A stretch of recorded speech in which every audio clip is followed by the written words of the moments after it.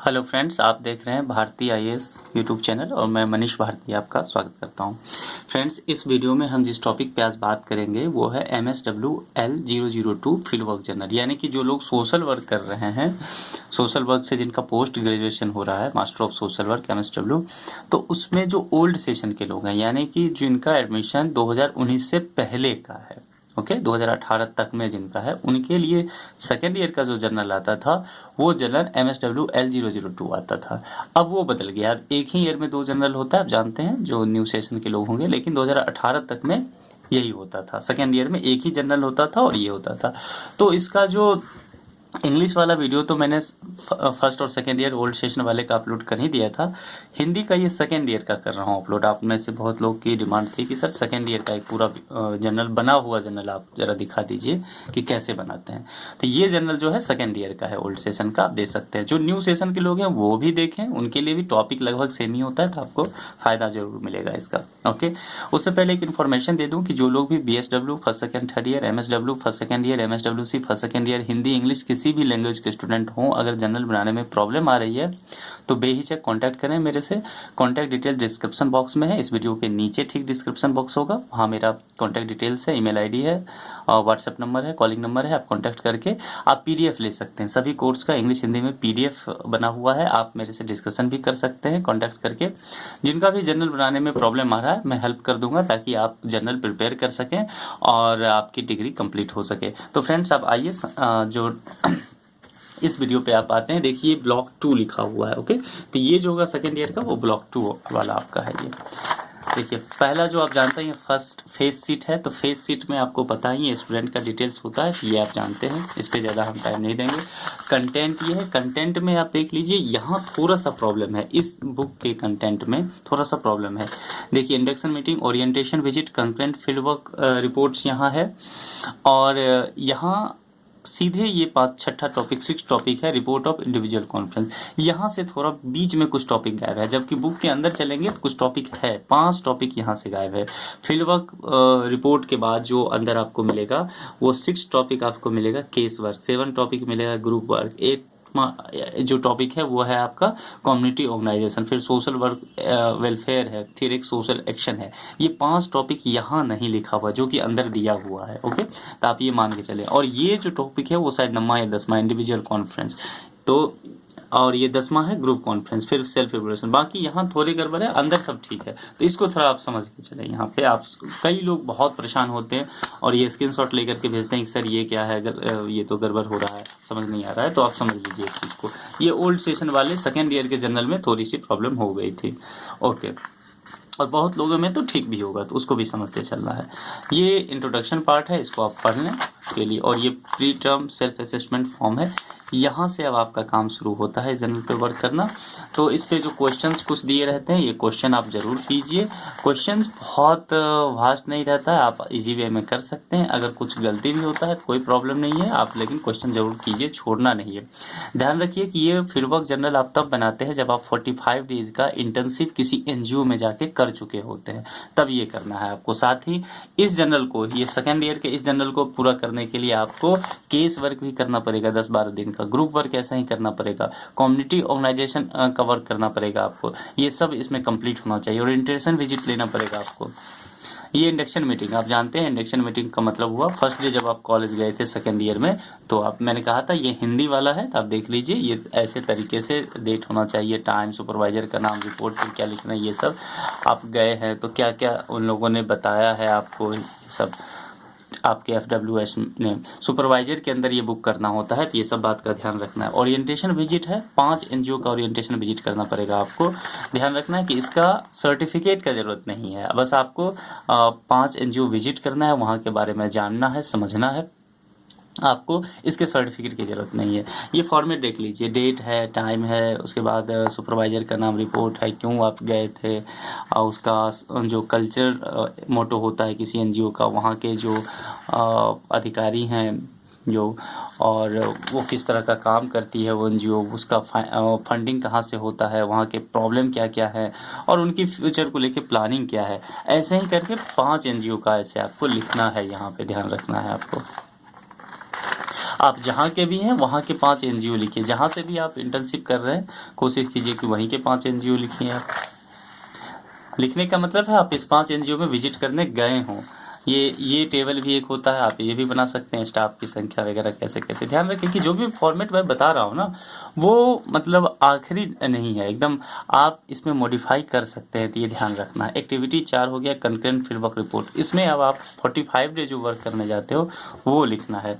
तो देखिए इसमें चूंकि ये ऊपर से बना बनाया फॉर्मेट नहीं रहता है तो आपको लिखना पड़ेगा और फिर आपको यहाँ पे लिख के देना पड़ेगा डेट, टाइम, एनजीओ का नाम और क्षेत्रकार पर्यवेक्षक का नाम, एजेंसी पर्यवेक्षक का नाम और फिर जो आपने वर्क किया है ये सब वर्क ऐसे लिखा होगा आपको।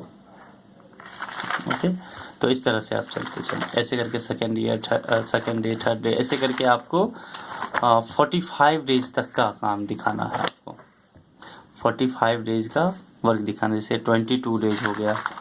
ऐसे आप रेगुलर डे भी जा सकते हैं, मतलब लगातार जा सकते हैं 45 दिन काम करने, या फिर एनजीओ जैसा भी डिमांड करती है। कई बार एनजीओ के पास 10 दिन का काम होता है, फिर अगले 10 दिन काम होता ही नहीं उनके पास प्रोजेक्ट, तो फिर अगले प्रोजेक्ट पे आपको बुलाएंगे वो, तो जब भी बुलाएं तो उस डेट को आप डालें। ओके, ऐसे करके 45 डेज तक का आपका वर्क है। 45 डेज, देखिए ये वर्क, ये 45 डेज आगे 45वां दिन का काम है और इस दिन आपका काम, अब एनजीओ के इंटर्नशिप खत्म हो चुका है आपका, आपको सर्टिफिकेट आप मिल जाएगा आपके एनजीओ से इंटर्नशिप का, वो ले लेना। अब केस वर्क करना है, इसमें मैंने बताया था कुछ एक्स्ट्रा टॉपिक है। तो केस वर्क में क्या होता है कि आपको किसी एक टॉपिक पे वर्क करना पड़ेगा। मान लीजिए कोई व्यक्ति है जिनके लाइफ में कुछ प्रॉब्लम है, यानी कि एक तरह समझिए काउंसलिंग वर्क है ये सोशल वर्कर के लिए, कि आपको उनसे एक ही पर्सन के एक किसी प्रॉब्लम को लेकर के उसको वर्क करना है। 10-12 दिन का होगा तो 10-12 मीटिंग आपको रखने पड़ेंगे अलग अलग डेट का, उनका इंटरव्यू लेने पड़ेगा, उनके लाइफ में क्या प्रॉब्लम है उसको सॉर्ट आउट करना पड़ेगा, ये सब काम आपको इसमें करना है। तो आप किसी व्यक्ति से, जैसे किन्हीं के लाइफ में लिखा हुआ वैवाहिक समस्या से ग्रस्त एक परिवार का मामला, तो ये वर्क है। अब कैसे आपने काम शुरू किया, आप पहले जाते हैं उन महिला से संपर्क करते हैं, उनसे जाहिर सी बात है आप सोशल वर्कर हैं, किसी से बात करेंगे तो शुरुआत में वो आपसे बात करने के लिए बहुत तैयार नहीं होंगे, तो उनको धीरे धीरे कन्विंस आप करते रहेंगे, आप उन्हें यकीन दिलाएंगे। सोशल वर्कर की क्वालिटी होती है। फिर उनका आप जानेंगे उनके बारे में कि आखिर उनके लाइफ में जो प्रॉब्लम है क्यों है, तो उन सब पे जब आप काम करेंगे फिर उनका इंटरव्यू लेंगे। अगर उनके फैमिली से रिलेटेड किसी और व्यक्ति के साथ उनका रिलेशनशिप सही नहीं है तो उसका इंटरव्यू लेंगे, बात करेंगे, दोनों के प्रॉब्लम को आप एक सही कंक्लूजन तक लेके पहुंचेंगे कि आखिर ये क्या हो रही है, गलतफहमी की वजह से है या कोई और लाइफ में प्रॉब्लम है, लीगल हेल्प चाहिए क्या, कोई भी इस तरह का। तो आप एज ए सोशल वर्कर एक तरह से आप समझिए यहाँ एक काउंसलर की भूमिका में भी आप होते हैं, तो आप उनको एक सही सॉल्यूशन दे करके आपको ये देना है। ये 10 दिन का है, इसमें 12 दिन का दिया होगा, 12 दिन का, आप 10 लिख सकते हैं, आप चाहे तो 12 भी लिख सकते हैं। तो ये आपका एक टाइप का जो काउंसलिंग टाइप का वर्क हो गया, इसमें आप उनको काउंसलिंग लगभग देते हैं। फिर आ गया activity 6 report of group work session. अब देखिए जैसे ये था report of case work session, तो इसमें था एक इंडिविजुअल व्यक्ति के साथ के प्रॉब्लम पे आप वर्क करना है। यहाँ पे जरूरी नहीं है कि यहाँ प्रॉब्लम ही पे वर्क करना है, कोई और भी काउंसलिंग का वर्क कर सकते हैं आप। यहाँ भी यही है कि आप किसी प्रॉब्लम पर भी वर्क कर सकते हैं और किसी और भी सोल्यूशन प्रोजेक्ट पे काम कर सकते हैं, लेकिन इसमें क्या करना है, ग्रुप पे 8-10 लोगों के साथ एक सामूहिक प्रॉब्लम हो या उनके लाइफ में कोई चेंजेस उस पर वर्क करना है। इसमें एक व्यक्ति के साथ था, बस फर्क इतना है। मान लीजिए इसमें ग्रुप वर्क सेशन में आप मान लो कि बच्चों का जेल होता है, आप जानते हो, या ऑर्फन एज होता है, या आप स्कूल्स में जा सकते हो आप कहीं भी, तो उसमें क्या होता है कि 10-12 बच्चों का आप एक समूह बना लीजिए। आपको एनजीओ की तरफ से जाएंगे या फिर वहाँ आप जाइए, आप इंटर्नशिप लेटर दिखाइए कि आप यहाँ पे ग्रुप वर्क करना चाहते हैं, ग्रुप वर्क सेशन के लिए आए हैं एज ए सोशल वर्कर। वो आपको अगर अलाउ कर देते हैं वो एनजीओ वाले या वो स्कूल वाले, तो आप उनके बच्चों के साथ ये ग्रुप वर्क कर सकते हैं। संभव है कि कुछ बच्चे ऐसे होंगे जो पढ़ने में बहुत अच्छे अच्छे नहीं होंगे। तो आप सिर्फ ये मत मान के चलिए कि वो दिमाग से कमज़ोर हैं, उनकी बुद्धि कमज़ोर है इसीलिए वो पढ़ने में अच्छे नहीं, ऐसा कभी नहीं होता है ना। ये प्राइमरी लेवल का लॉजिक हुआ, इस लॉजिक में दम नहीं है। आपको एज ए सोशल वर्कर ये रिसर्च करना है, ये जानना है, साइकोलॉजिकल प्रोसेस को समझना है बच्चों का कि आखिर कोई बच्चा सही से नहीं पढ़ पा रहा है, पढ़ाई में मन नहीं लगा रहा है, उसके मार्क्स अच्छे नहीं आ रहे हैं, रेगुलर वो अच्छा नहीं कर रहा है, क्या क्या कारण हो सकता है उसके फैमिली बैकग्राउंड अलग अलग होगा उसका, ये पॉसिबल है। या हो सकता है उसको किसी विशेष सब्जेक्ट से ज़्यादा इंटरेस्ट हो, कुछ सब्जेक्ट में इंटरेस्ट ही ना हो, या संभव है उस बच्चे को पढ़ाई में ना इंटरेस्ट हो, संभव है म्यूजिक में इंटरेस्ट हो, स्पोर्ट्स में इंटरेस्ट हो। तो इन सब चीज़ों को पहचान करके आप वो काउंसलिंग कर सकते हैं। ये तो स्कूल का हो गया। मान लीजिए आप किसी नशा मुक्ति केंद्र पे जाते हैं, तो नशा मुक्ति केंद्र पे आप गए तो वहाँ पे आप देखते हैं कि कुछ बच्चे ड्रग्स एडिक्ट हो गए कम एज में ही, या ड्रिंक करने लगते हैं तो वो फिर उनको लत लग जाती है, तो उनका काउंसलिंग करना, तो एक ग्रुप में इकट्ठे आपको वर्क करना, उनसे कुछ प्रोजेक्ट करना उनके साथ, ताकि वो समझ सके लाइफ के, अपनी लाइफ के इम्पोर्टेंस को जान सके और उन चीज़ों से बाहर निकल सके जहाँ वो बहुत कम उम्र में जिससे फंस गए हैं नशा वगैरह में। तो ये सब तरह का एक वर्क करना पड़ेगा। ये जान लीजिए कि ये बहुत बहुत ज़्यादा रिस्पॉन्सिबिलिटी वाला काम है। जो इससे पिछला टॉपिक था केस वर्क, वो भी, और ये टॉपिक जो है ग्रुप वर्क, ये दोनों ही बहुत रिस्पॉन्सिबिलिटी वाला काम है। इसलिए बहुत सावधानी से आप इस दोनों काम को करें जब आप इंडस्ट्री में जाएं या एनजीओ में जाएं, क्योंकि आपकी एक गलती से, आपके एक एडवाइस से बहुत सारे लोगों की लाइफ पे इफेक्ट पड़ सकता है और बहुत बुरा असर पड़ सकता है और बहुत अच्छा असर भी पड़ सकता है। आप अपने एक एडवाइस से बहुत सारे लोगों के लाइफ स्टाइल को चेंज कर सकते हैं, उनके जीवन स्तर को अच्छा कर सकते हैं। तो एक सोशल वर्कर होने के नाते बहुत ज़्यादा अपॉर्चुनिटी आपको यहाँ मिलता है केस वर्क में, ग्रुप वर्क में। और फिर यहाँ आप सीखते भी बहुत हो, बहुत लोगों के साथ जुड़ करके ग्राउंड पे जाके आप बहुत सीखते हो। तो फर्दर जब आप आगे डिग्री पूरा करके आप जॉब में जाते हो या अपना स्टार्टअप करते हो एज ए काउंसलर या एनजीओ ट्रस्ट, तो आपको वहाँ इन सब चीज़ों का बहुत फ़ायदा होता है। तो बहुत सीरियस, बहुत अच्छे से इस वर्क को करना है आपको, बिल्कुल भी हल्के में नहीं लेना है। अब केस वर्क सेशन 1 डेट, यहाँ विद्यार्थियों के एक समूह के साथ कार्य करने का विवरण। तो प्रस्तावना क्या क्या है, समूह के साथ बैठक एक दिन किए, ऐसे करके 10-12 दिन उनके प्रॉब्लम को जाने, काम किए, कौन कौन लोग आए थे ये सब जानना है। अब मान लीजिए ऐसे ग्रुप 2, फिर दूसरे दिन आपने क्या क्या किया, क्या क्या बातें हुई, ऐसे करके आपको मैंने चीज़ें पहले ही बता ही चुका हूँ। तो वो सब काम करते हुए आपको 10-12 दिन का वर्क लिखना है, डे पर डे आप क्या किए। ध्यान रखिए रेगुलर भी हो सकता है, लगातार ही 10 दिन आप काम कर लें, या हो सकता है कि आप थोड़ा थोड़ा टाइम बाद करें। जैसे कि आप पहला 2 सेशन जो है लगातार 2 दिन ले लिया आपने, फिर कुछ वर्क दिया बच्चों को, या कुछ उनको आपको ऑब्जर्व करना है कि इनके लाइफ स्टाइल पे आपने जो वर्क दिया है उससे क्या चेंजेज आ रहा है। उसके लिए आपने 1 सप्ताह का गैप ले लिया, स्टडी किया उन बच्चों पे कि क्या हो रहा है, और फिर 1 सप्ताह बाद फिर आपने 1-2 सेशन रख लिया। ऐसे ऐसे करके भी आगे बढ़ा के आप 10-12 दिन इस काम को कर सकते हैं। 12 दिन का लिखने का है, आप 10 दिन भी लिख सकते हैं, 12 दिन में लिखना चाहें लिख लीजिए, आपकी मर्जी है। उसके बाद आ जाता है एक्टिविटी 7, कम्युनिटी ऑर्गेनाइजेशन। अब ये कम्युनिटी ऑर्गेनाइजेशन क्या है, देखिए पहला था केस वर्क, आपने एक इंडिविजुअल व्यक्ति के साथ वर्क किया था काउंसलिंग का, फिर ग्रुप वर्क में वही हुआ, ग्रुप के साथ आपने वर्क किया। ये है कम्युनिटी, यानी कि आपको एक कम्युनिटी के साथ जाकर वर्क करना, एक विशेष समुदाय के साथ काम करना है। कि एग्जाम्पल के लिए मैं आपको बताता हूँ कि जैसे कि एक स्लम एरिया है, ठीक, तो हम लोग जनरली क्या समझते हैं, सभी सोशल वर्कर या सभी जनरल, कि स्लम एरिया है तो वहाँ बहुत तरह की प्रॉब्लम होगी, वहाँ के लोगों का जीवन स्तर बहुत ख़राब होगा, वहाँ एडुकेशन नहीं होगा, वहाँ के लाइफ स्टाइल अच्छे नहीं होंगे, इलेक्ट्रिसिटी नहीं होगा, मेडिकल की फैसिलिटी नहीं होगी, अब वगैरह वगैरह बहुत तरह की समस्याएं हम सोचते हैं। ऐसा हम बिना देखे हुए ऐसा सोच रहे हैं। अब इसी भ्रम को दूर करने के लिए एक सोशल वर्कर को, कि आप अपने हिसाब से किताबें पढ़ कर के जान रहे हैं कि प्रॉब्लम क्या हो सकता है, इससे बेहतर यह है कि आप वहाँ जाके देखिए कि प्रॉब्लम क्या वाकई है। इस चीज़ के लिए आप क्या कीजिए, कोई एक कम्युनिटी पहले सेलेक्ट कीजिए कि मेरे को इस स्लम एरिया में जाके वर्क करना है। कोई भी, आप बहुत सारे लोग, मैंने पिछले वीडियो में बताया तो बताया कि सर मैं तो गांव में रहता हूँ, या मैं जिस एरिया में रहता हूँ, मान लीजिए छत्तीसगढ़ में रह रहा हूँ, बिहार में, मध्य प्रदेश में, महाराष्ट्र के किसी ग्रामीण इलाके में रह रहा हूँ, वहाँ स्लम एरिया नहीं है। स्लम कहाँ होता है? शहरों में हो जाता है। स्लम मतलब क्या? मलिन बस्ती एक तरह से समझिए। शहरों में बड़ी बड़ी आलीशान गगनचुम्बी इमारतें होते हैं, लेकिन उन्हीं इमारतों के बीच कोई एक हिस्सा शहर का या दो हिस्सा या शहर के बाहरी हिस्से कई बार ऐसे होते हैं जहाँ पे मजदूर टाइप के लोग जो जाते हैं, रिक्शा चालक वगैरह, तो वहाँ पे बाहर से जो पलायन करके आते हैं झुग्गी झोपड़ी का निर्माण कर लेते हैं और वो धीरे धीरे मलिन बस्ती में एक बड़े बस्ती में कन्वर्ट हो जाता है, तो उसको कहते हैं स्लम एरिया। लेकिन सच है गाँव में ऐसा नहीं मिल सकता है आपको, ग्रामीण इलाकों में। तो आप देखिए कि ग्रामीण इलाकों में क्या हो सकता है। स्लम वहाँ नहीं बोलते, जनरली आपको वहाँ कोई पिछड़ा हुआ टोला मिल सकता है ना, दलित समुदाय का आप टोला देख लीजिए, हो सकता है वहाँ आपको इस तरह की चीज़ें दिखेगा।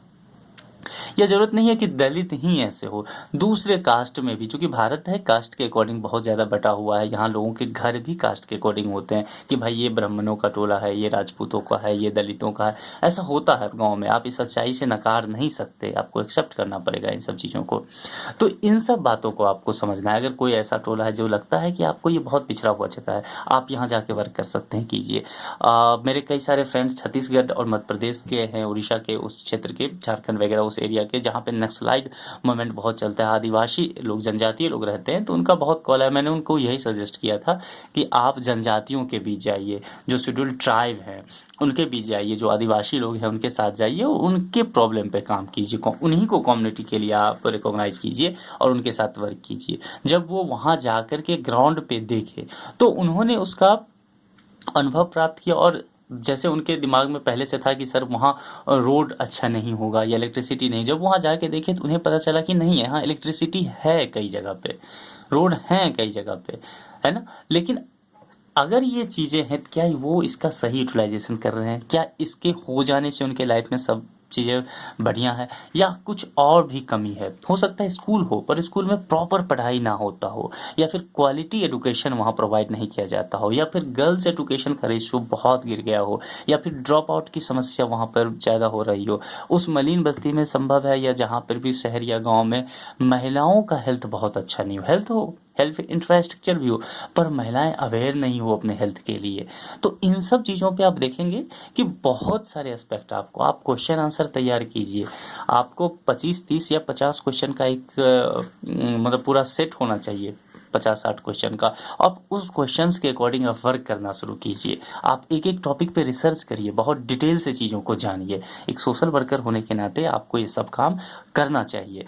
तो यही सब चीज़ें आपको लिखना है। करीब 14 दिन का विजिट इसमें दिया होगा, 12-10 दिन लिख सकते हैं, आप चाहें तो पूरा भी लिख सकते हैं। तो पहला दिन जब गए, टाइम क्या था, किस जगह को आपने चूज़ किया है, उस जगह को क्यों चूज़ किया है, उस स्लम एरिया को, यह भी लिखिए। फिर आप वहाँ देखते हैं क्या क्या वर्क करते हैं, क्या लोगों से बातें करते हैं। संभव है आप किसी, मान लीजिए किसी स्लम एरिया में जाएं, वहाँ के लोग आपसे बात ही ना करना चाहे, आप वहाँ महिलाओं के स्वास्थ्य के ऊपर काम करना चाहते हैं और आप एक सोशल वर्कर हैं, वो जेंट्स हैं, ठीक ना, एक मेल सोशल वर्कर है, तो वहाँ की जो फीमेल होंगी वो आपसे संभव है बहुत बात करना पसंद ना करे, क्योंकि समाज के आधार पे बहुत सारी चीज़ें निर्भर करता है। वहाँ की महिलाएं, झिझक होगा उनके अंदर, तो वहाँ के आपके लोकल जो लोग हैं आप उनसे दोस्ती करें, उनसे बातें करें, उनको समझाएं अपना मोटो कि आप यहाँ क्यों काम करने आए, अपना आई कार्ड आप दिखाएं उन्हें, इंटर्नशिप लेटर अगर आपको मिला है स्टडी सेंटर से तो वो दिखाएं, अपने सुपरवाइजर से बात करवाएं, कन्विंस करें लोगों को। सोशल वर्कर के लिए बहुत जरूरी सबसे पहला काम क्या है, कन्विंस करना लोगों को। ये सब चीज़ें जब आप करना सीख जाएंगे तब वहाँ के कम्युनिटी के लोगों को आप धीरे धीरे समझा पाएंगे, उन्हें अवेयर कर पाएंगे, गवर्नमेंट के जो रूल रेगुलेशन है वो बता पाएंगे, लीगल हेल्प कर पाएंगे, आप स्कीम के बारे में आप समझा पाएंगे। और इससे क्या होगा कि आपका जो मोटो है, आप चाहते हैं कि सोसाइटी जो है वहाँ पे समावेशी विकास हो सके, तो ये आप कर पाएंगे इस प्रोसेस के साथ। तो एक सोशल वर्कर के लिए सभी क्वालिटी होना चाहिए। तो इन सब चीज़ों को आप लिखें, लिखना भी है, सिर्फ वर्क किए वह नहीं, जनरल इसी दिया जाता है कि आपने जो ग्राउंड पे वर्क किया है वो आप लिख के दीजिए जनरल में। ये देखिए 10 दिन का वर्क होगा, इसमें आप 10 दिन का लिख सकते हैं, 14 तक दिया हुआ, आप चाहें तो 14 डेज का भी लिख सकते हैं, आपके ऊपर डिपेंड करता है। ओके, अब यहाँ पे नेक्स्ट टॉपिक आ जाता है सोशल वेलफेयर एडमिनिस्ट्रेशन।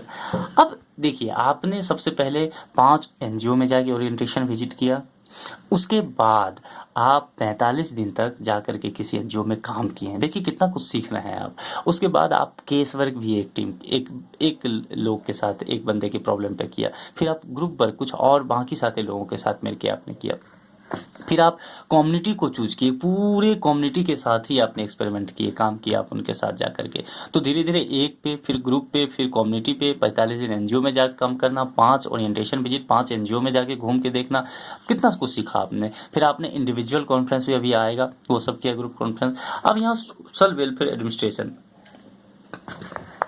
आपको ये पता होना चाहिए कि कोई भी काम जब होता है तो उसके लिए क्या होता है कि आपको उस काम के लिए कुछ एक हायरार्की होता है कि आखिर वो काम चलेगा कैसा, वो ऑर्गेनाइजेशन कैसे चलेगा, वो इंस्टीट्यूट कैसे उसको हैंडल किया जाएगा। इसके लिए कोई तो एक हायरार्की होगा, कुछ तरीके होंगे, है ना। तो उन्हीं में से कुछ टेक्निकल वर्ड यहाँ दिया गया है, उसको डिफाइन करके आपको लिखना है, समझदारी से जानना समझना है। जैसे प्लानिंग के बारे में, यानी कि योजना, पहले किसी काम का आप योजना बनाते हैं, ऑर्गेनाइजिंग करते हैं, ये तो इन सब टर्म को आपको एक्सप्लेन करना है, कर समझ लीजिए। आपको कोऑर्डिनेशन आपके वर्क में होना चाहिए, रिपोर्टिंग करते हैं, स्टाफिंग होता है, डायरेक्टिंग होता है, बजट बनता है तो बजटिंग के बारे में लिखिए। और फिर लास्ट में क्या होता है, इवैल्यूएशन एंड फीडबैक, प्रतिपुष्टि जिसको हिंदी में कहते हैं, इवैल्यूएशन एंड फीडबैक होता है, तो आप फिर फीडबैक लिखते हैं। ये पूरा ऐसे तैयार करना है आपको। और फिर नंबर टॉपिक है सोशल एक्शन। अब ये सोशल एक्शन क्या है, देखिए सोशल एक्शन समाज की किसी एक घटना को आपको चूज करना है। कोई एक घटना चूज कर लीजिए जो हुआ हो, मीडिया में आया हो, आपकी सोसाइटी में हुआ हो, इस तरह से कोई, और उस घटना पे आपको रिसर्च करना है, पूरे तह तक जाना है। सामाजिक क्रिया नाम ही है, क्यों ऐसा हुआ, इसके क्या क्या रीजन है, कौन कौन लोग शामिल थे। तो इतने सारे क्वेश्चंस आपके पास दिए हुए हैं, है ना। तो ये सब क्वेश्चंस का आंसर आपको उस घटना में ढूंढना है और इसी चीज़ को लिखना है आपको। जैसे कृषि बिल के विरोध में प्रदर्शन हो रहा है, तो अब इन सभी क्वेश्चंस को कृषि बिल के एस्पेक्ट में आपको तैयार करना है और वही आपको यहाँ अगले 4-5 पेज में लिख देना है। ओके। अब ये activity 10, report of individual conference. अब इंडिविजुअल कॉन्फ्रेंस में पहले भी कई वीडियो में बता चुका हूँ कि ये जनरल प्रिपेयर करते हुए, इतने सारे वर्क करते हुए, ग्राउंड पे एनजीओ में वगैरह वर्क करते हुए आपको बहुत तरह की प्रॉब्लम फेस करना पड़ेगा, आपको बहुत सारी परेशानियों से जूझना पड़ेगा। और आप अभी नए हैं, अभी आप ट्रेनिंग में, इंटर्नशिप कर रहे हैं, आपको इतनी समझ नहीं है, तो इसी के लिए सुपरवाइजर दिया जाता है, आपके फील्ड वर्क सुपरवाइजर दिया जाता है। तो फील्ड वर्क सुपरवाइजर से आप बात कीजिए, यानी कि जो आपके प्रोफेसर होंगे आप उनसे बात कीजिए, आप कांटेक्ट करिए उनसे, मोबाइल पे, व्हाट्सएप पे बात कीजिए, ईमेल पे कीजिए, या फेस टू फेस मिल करके आप बात कीजिए। तो जैसे भी आप उनसे कांटेक्ट कीजिए, आप उनसे प्रॉब्लम पूछते हैं, वो फिर उस प्रॉब्लम का क्या सोल्यूशन देते हैं, वही प्रॉब्लम और सोल्यूशन लिखना है। डेट, टाइम, कब किस डे को बात किया था, टाइम क्या था, कितने देर बात किया था, उनका नाम क्या था पर्यवेक्षक का, रिपोर्ट क्या लिखना है, प्रश्न क्या है थे आपके और उन्होंने उसका उत्तर क्या दिया, फिर कंक्लूजन वगैरह। ऐसे करके आपको 5 डे का तैयार करना है, 5 दिया होगा इसमें। ऐसे ही 5 क्वेश्चंस का आपको अपने 5 प्रॉब्लम के साथ आपको तैयार करना है।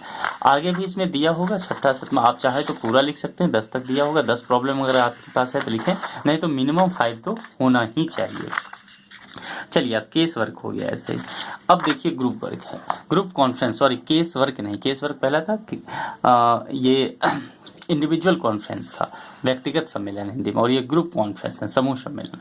तब ग्रुप में क्या होता है, आपने इसमें टीचर के साथ बात किया, प्रॉब्लम पे चर्चा की अपने। इसमें क्या करना है, ग्रुप कॉन्फ्रेंस में एक पूरे ग्रुप के साथ आपकी क्लास के जितने भी सोशल वर्कर फ्रेंड्स हैं, आपके कलीग हैं, और जितने भी फील्ड वर्क सुपरवाइजर हैं, सभी एक डेट चूज करते हैं, सभी मिलते हैं, बीच बीच में मिलते रहते हैं, आपके पूरे थ्रू आउट जो आपका ये कोर्स है मिलते रहते हैं सभी लोग और बातें करते हैं। सभी लोग किसी न किसी एनजीओ में वर्क करने गए होंगे, आपके फ्रेंड लोग। तो किन्हीं 5 का आप सभी लोग फिर आके प्रेजेंटेशन भी देते हैं अपने एनजीओ के बारे में। तो जिनका भी आपको मन करे आप 5 का कम से कम नोट कर लें और उनके एनजीओ के बारे वगैरह में लिखें। या फिर जहाँ बहुत सारे 5 लोग होते ही नहीं हैं, मान लीजिए किसी स्टडी सेंटर पे, तो आप किसी ऑर्गेनाइजेशन के बारे में चर्चा कीजिए। कोई और सोशल वर्क हो रहा है समाज में इतने सारे, उस टॉपिक पे चर्चा कीजिए और उससे चीज़ों को लिखिए। यहाँ पे किस टाइम, डेट क्या था, पर्यवेक्षक क्या क्या हुआ, कितने लोग मौजूद थे, किस टॉपिक पे आपने बात की, ये सब आपको लिखना है ग्रुप कॉन्फ्रेंस में। ऐसे करके 5 दिन का, इसका भी मिनिमम 5 डेज होना चाहिए, उससे अधिक भी आप कर सकते हैं। अगर नहीं भी करेंगे तो आपको उसके लिए पनिशमेंट नहीं मिल रहा है, कर रहे हैं तो उसके लिए कोई अवार्ड अलग से नहीं मिल रहा है, कोई एक्स्ट्रा मार्क्स नहीं मिल रहा है, लेकिन आप कोशिश कीजिए कि 5 कम से कम करें। ऐसे करके ये हो गया, और इसमें दिया हुआ कितना था, तो 8 ग्रुप कॉन्फ्रेंस था, आपने 5 कर लिया। Okay. Activity 12 self evolution report by student. अब क्या है, समाज कार्य करते हुए व्यक्ति में सबसे ज़रूरी क्या है कि आप अपना स्व मूल्यांकन कर सकें। आपको ये पता होना चाहिए कि आप कितने पानी में हैं। 2 साल का कोर्स आज आपका ये यहाँ ख़त्म हो रहा है, यानी कि फर्स्ट ईयर का तो आपने डाल ही दिया, थोड़ी सेकेंड ईयर का जनरल है। सेकेंड ईयर पे आपने सारे काम कर लिए हैं पीछे, अब आपको खुद का मूल्यांकन पहले करना है। तो खुद के मूल्यांकन में क्या क्या मूल्यांकन करेंगे, सबसे पहले तो ये जानेंगे कि यह कोर्स 2 साल पहले आप कहाँ खड़ा थे, समाज के लिए आप में कितना संवेदना था, आप समाज के लिए करना बहुत कुछ चाहते थे, तभी तो आप सामाजिक कार्यकर्ता बनने आए, प्रोफेशनल सोशल वर्क बनने आए। लेकिन सिर्फ सोच लेने से, चाह होने से नहीं हो जाता है, नियत तभी आप सफल कर पाएंगे। अच्छी नियत है लेकिन उसको प्रयोजन में तभी आप ला पाएंगे जब आपके पास नॉलेज हो। स्वामी विवेकानंद कहते थे कि हर सोशल वर्कर में बहुत नॉलेज होना चाहिए, तभी वो समाज के लोगों का हित कर सकते हैं। तो नॉलेज आपने ज्ञान किया इस 2 साल में, एक प्रोफेशनल सोशल वर्कर की ट्रेनिंग ली आपने मेहनत करके, आप 2 NGO गए, इतने सारे वर्क किया आपने इतने लोगों के साथ मिलकर। अब क्या क्या चेंज आया आपकी पर्सनैलिटी में, कैसे ग्रूम हुआ आपका personality as a social professional social worker. तो इन सब चीज़ों को आपको इसमें अपना लिखना है आपको। अब देखिए, summary report of second year field work. अब इसमें 5 NGO जो ओरिएंटेशन के लिए गए थे, उस 5 NGO का नाम और डेट होगा, और 45 दिन का जो काम किया वो काम, फिर यहाँ डेट लिखिए आप, और फिर यहाँ जो इंडिविजुअल कॉन्फ्रेंस आपने किया उसके जगह का नाम, टाइम और डेट होना चाहिए, और ग्रुप कॉन्फ्रेंस जो हुआ उसका जगह का नाम, टाइम और डेट होना चाहिए। इतना हो गया। अब से term in self assessment form, फिर से कुछ क्वेश्चन वाला, जो पहले जो क्वेश्चन है सेम वही क्वेश्चन है, इतना सब सीखने के बाद आप में कितना बदलाव आया है इसको जांचने के लिए क्वेश्चन दिया गया। आप उस क्वेश्चन को बनाएं, गलत सही का फिक्र ना करें, पर क्वेश्चन पूरा बनाएं। इवोल्यूशन का प्रोसेस ये आपका नहीं है, सुपरवाइजर का काम है, ग्लोबल कमेंट्स वही देंगे, आप कुछ ना लिखें इसमें। और फिर ये मार्क्स का है, ग्रेड शीट, ध्यान रखिए ये ग्रेड शीट टोटल 100 मार्क्स का है। ये ओल्ड सेशन का है, 2018 से पहले के एडमिशन वाले का है, इसलिए 100 मार्क्स है। नए सेशन जो 2019 से है उनका 200 मार्क्स का है, 100 ईच, 100 जो है इंटरनल, 100 एक्सटर्नल है नए वाले का। यहाँ पे आपका जो पुराने लोग हैं 18 तक के एडमिशन का, उनका 50 मार्क्स का जो है इंटरनल है और 50 मार्क्स ही एक्सटर्नल है, टोटल 100 है, यानी कि 50% दोनों में पास करने के लिए आना चाहिए। यहाँ कम से कम 25 नंबर और यहाँ 25 नंबर, टोटल 50 नंबर आने चाहिए, तभी आप पास करेंगे, जो यहाँ लिखा भी हुआ है। तो इस तरह से आपका इवैल्यूएशन होगा, ये सुपरवाइजर करेंगे, ये दिल्ली आके होता है, 2 जगह ये आपकी जनरल चेक होती है, इसके इंपॉर्टेंस को समझें आप। इस तरह से पूरा जनरल आपका एक तरह से तैयार हो गया। तो आपसे यही गुजारिश है कि आप इस जनरल को हल्के में ना लें। बहुत सारे लोग कांटेक्ट करते हैं और बताते हैं कि सर मैंने 2012 में एडमिशन लिया था, 5 साल इसको पूरा करने के लिए डिग्री की होती है कि जनरल आप 5 साल में दे सकते हैं, 2 साल का कोर्स, 5 साल भी बीत गया लेकिन उनका जनरल नहीं पूरा हुआ, कई बार दिए, फेल करते गए, जनरल सबमिट ही नहीं हो पाया, वहाँ एक्सेप्ट नहीं हुआ, मार्क्स नहीं आए। तो आपकी डिग्री बढ़ती जाएगी, री एडमिशन लोग लेते रहते हैं अपना सेशन एक्सटेंड करवाने के लिए, फिर भी जनरल नहीं सबमिट हो पाता है। थ्योरी पेपर आप पास कर जाते हैं, पर ध्यान रखिए सोशल वर्क सिर्फ थ्योरी पेपर नहीं है। सोशल वर्क का मतलब है आपका ये जनरल, आपका जो प्रैक्टिकल वर्क आप लोगों के साथ करते हैं, तब जाके आप सीखते हैं ग्राउंड पे। तो इन सब चीज़ों को समझे आप। और अगर आपको दिक्कत, मैंने कहा पहले ही कि इस वीडियो से आपको हेल्प मिलेगा, बाकी भी वीडियोस बहुत जानना है, टॉपिक स्पेशल टॉपिक पे क्यों जानना है बहुत गहराई से, तो भारतीय IAS यूट्यूब चैनल, इसी यूट्यूब चैनल के इग्नू और सोशल वर्क प्लेलिस्ट है, 2 बना हुआ प्लेलिस्ट में आप जाकर देखिए, थोड़ा नीचे ये प्लेलिस्ट मिलेगा, सर्च कीजिए, और उस प्लेलिस्ट में ढेर सारे वीडियोज़ है, बहुत सारे इग्नू पे कि एग्जाम कैसे होता है, क्वेश्चन पेपर कैसे सोशल वर्क में आते हैं, ये सब चीज़ें जा करके आप वहाँ जान लीजिए, आपको इससे हेल्प मिलेगा।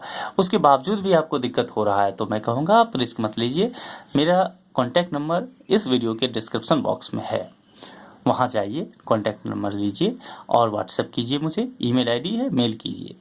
हाँ, हो सकता है आपका कॉल जल्दी मैं रिसीव ना करूं, संभव है कि आपके व्हाट्सएप पे तुरंत मैं रिप्लाई ना करूं, मेल का तुरंत रिप्लाई ना जाए, लेकिन धैर्य रखिए, पेशेंस रखिए, आपको रिप्लाई जाएगा थोड़े समय बाद। बहुत सारे लोग परेशान हो जाते हैं कि सर 5 दिन पहले मैसेज किया था, अभी तक आप रिप्लाई ही नहीं दिए, देखता हूँ मैं तो मैसेज में लिखे रहते हैं वो अच्छी बातें कई सारे। तो उसके लिए आप परेशान मत होए, बहुत सारे काम रहता है, मैं पढ़ता हूँ, आप लोगों का कमेंट भी पढ़ता हूँ, रिप्लाई नहीं कर पाता हूँ सबको, ये पॉसिबल नहीं हो पाता है, तो परेशान नहीं होना, पर मैं रिप्लाई करूँगा। समय के साथ। और आप मेरे से कांटेक्ट करके पीडीएफ ले लीजिए। जो लोग जॉब में हैं, बहुत सारे लोग जो डिस्टेंस एजुकेशन से लेते हैं, उनका बहुत सारे लोग क्या होता है कि वो तो या तो हायर स्टडी कर रहे होते हैं कहीं और किसी चीज़ का प्रिपरेशन गवर्नमेंट एग्जाम का, या फिर वो जॉब में होते हैं तो वो नहीं कर पाते रेगुलर एजुकेशन। तो वो लोग कांटेक्ट करें जिनका जनरल प्रिपेयर नहीं हो पाया है, हेल्प की जाएगी आपकी। ताकि मैं चाहता हूँ आप लोग अपना अपना डिग्री जरूर लें। अभी हमारे इंडिया में प्रोफेशनल सोशल वर्कर की बहुत कमी है, और इसीलिए आप जान रहे हैं ढेर सारे एनजीओ है, बहुत सारे सामाजिक कार्य भारत में अनादिकाल से चला आता है, फिर भी हम एक समाज के तौर पे बहुत अधिक विकसित समाज हम नहीं बना पाए हैं। आप सभी समझ रहे होंगे इसका कारण क्या है कि हमें ये नहीं पता है कि एक मतलब फिक्स्ड प्रॉब्लम क्या है। जब तक एक पर्टिकुलर प्रॉब्लम हम नहीं समझ पाएंगे तो उसका पर्टिकुलर सॉल्यूशन हम ढूंढ के नहीं ला पाएंगे। इसके लिए बहुत ज़रूरी है कि हमारे पास ट्रेंड प्रोफेशनल सोशल वर्कर हों, जो जिनके पास नॉलेज हो, जो एनालिसिस कर सके समाज के समस्याओं को और फिर उसके समाधान को, दोनों को जो गहराई से समझ सके। इसीलिए आप लोग अपनी डिग्री पूरा कीजिए, सोशल वर्क के फील्ड में जाइए, समाज के उत्थान के लिए कार्य कीजिए, और आप हमसे कांटेक्ट करके हेल्प ले सकते हैं। ओके, इस वीडियो में इतना ही। इसका फर्स्ट ईयर का हिंदी वाला रह गया, इंग्लिश तो मैंने दोनों में अपलोड कर दिया था, इसका हिंदी वाला रह गया। मैं कोशिश करूँगा जल्दी ही आपको कर दूँ। कमेंट बॉक्स में आप ये लिखिए ज़रूर कि आपको वीडियो कैसा लगा। आप ज़रूर लिखिए, आपका अप्रिशिएशन हमारे लिए बहुत यूज़फुल होता है, हम मोटिवेट होते हैं उससे। हमारी टीम काम करती है, आपके लिए वीडियो बनाती है, तो आप ज़रूर इस पर कमेंट बॉक्स में डालिए। और कमेंट बॉक्स में साथ ही ये भी लिखिए कि आपको और किस टॉपिक पे चाहिए, किस टॉपिक पे आप जानना चाहते हैं मेरे से सोशल वर्क में। हो सकता है किसी टॉपिक पे आपको समझ ना आ रहा हो, तो हम उस कोशिश करेंगे कि आपका वीडियो उस पर हम तैयार कर दें। और सबसे ज़रूरी काम कि चूँकि बहुत सारे लोगों को सुपरवाइज़र बहुत प्रोवाइड नहीं होते हैं या कांटेक्ट नहीं हो पाता है, आप एक हेल्प आप अपने तरफ से कर सकते हैं कि इस वीडियो को शेयर कीजिए अधिक से अधिक लोगों तक। अपने सोशल वर्क के फ्रेंड के व्हाट्सएप ग्रुप वगैरह में शेयर कर दीजिए, ताकि बाकी लोग भी इस वीडियो को देख के हेल्प ले सकें। अगर किन्हीं को बहुत ज़्यादा ज़रूरी है तो उनको मेरा कॉन्टैक्ट नंबर उनको शेयर कर दीजिए कि आप इनसे कॉन्टैक्ट कीजिए, आपका हेल्प हो जाएगा, तो बाकी लोग को इससे हेल्प मिलेगा। आप थोड़ा सा काम करके किसी के करियर के लिए, किसी के लाइफ के लिए बहुत कुछ कर सकते हैं, तो ज़रूर कीजिए। ओके, इसी बात के साथ कि फिर नए वीडियो में आपसे मुलाकात होगी। आप स्वस्थ रहें, मस्त रहें, अपना ख्याल रखें। इस महामारी के दौर में, कोविड के दौर में ख्याल रखना बहुत ज़रूरी है खुद का, अपने आस पड़ोस के लोगों का। वहाँ जाके नहीं, आप अपने घर से ही बंद होकर के लोगों का ख्याल रखें, अपना ख्याल रखें, अपने हेल्थ का, और स्वस्थ रहें। उम्मीद करते हैं ये समय टल जाएगा और फिर हम सभी मिल पाएंगे एक दूसरे से, समाज के कामों में फिर से जुट पाएंगे। तो इसी वादे के साथ कि नए वीडियो में किसी नए टॉपिक पे आपके साथ मुलाकात